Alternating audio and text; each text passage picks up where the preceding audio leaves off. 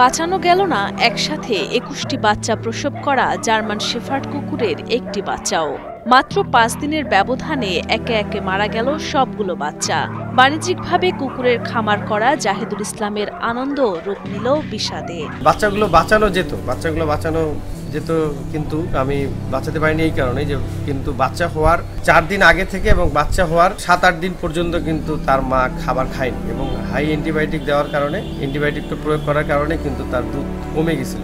তো আমি বায়োমিল্ক দিয়ে চেষ্টা করছি, মানুষের যে দুধ যেটা বায়োমিল্ক 1 সেটা দিয়ে চেষ্টা করছি, বাচ্চাগুলোকে প্রতিদিন খাওয়াইছি, কিন্তু আসলে তার হায়াত ছিল না।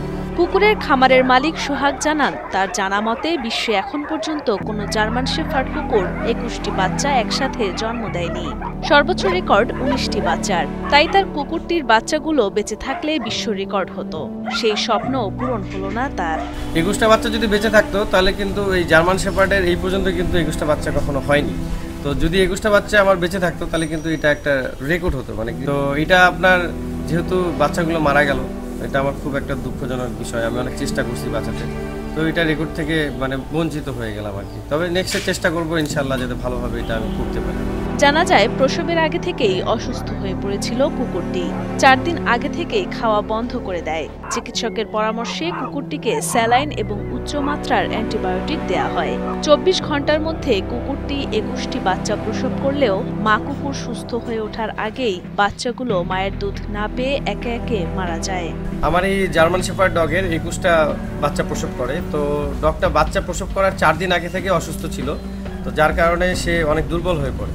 তো যাই হোক, তাকে ৩-৪বার স্যালাইন দেওয়া হয়েছিল, কলেরা স্যালাইন, স্যালাইন পুশ করে দেওয়া হয়েছিল। তো যার কারণে ডগটা কিন্তু স্যালাইনের উপরেই বেঁচে ছিল।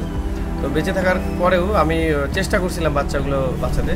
তো প্রথমে একটা বাচ্চা হয় স্যালাইন দেওয়ার সময়, এবং পরে আরও বাচ্চা হয় প্রায় ৭-৮ ঘন্টা পরে। আমি কিন্তু ডাক্তারকে ফোন দিই। বেশ প্রথমের দিকে অনেক খুশি হয়েছিলাম, কিন্তু পরে অনেক আর্থিকভাবে ক্ষতিগ্রস্ত হয়েছি আমি। তো যেহেতু আমার একটা ক্ষতিগ্রস্ত হয়ে গেছে, তো আমি নেক্সটে চেষ্টা করব যে যাতে আরও ভালোভাবে এটা করা যায়। এটি ছিল এই কুকুরটির তৃতীয় বাচ্চা প্রসবের ঘটনা। প্রথমবার ৮টি এবং দ্বিতীয়বার ১১টি বাচ্চা প্রসবের পর সেগুলো সুস্থ ছিল। তবে এবার ২১টি বাচ্চার মধ্যে বেঁচে থাকলো না একটিও। দিনাজপুর শহরের গাবুড়া গ্রামে জাহিদুল ইসলাম সোহাগের ডগ হাউস নামের কুকুর খামারে বর্তমানে প্রায় ৩০টি বিদেশি প্রজাতির কুকুর রয়েছে, যার মধ্যে রয়েছে জার্মান শেফার্ড, আমেরিকান লাসা সহ অন্যান্য প্রজাতি।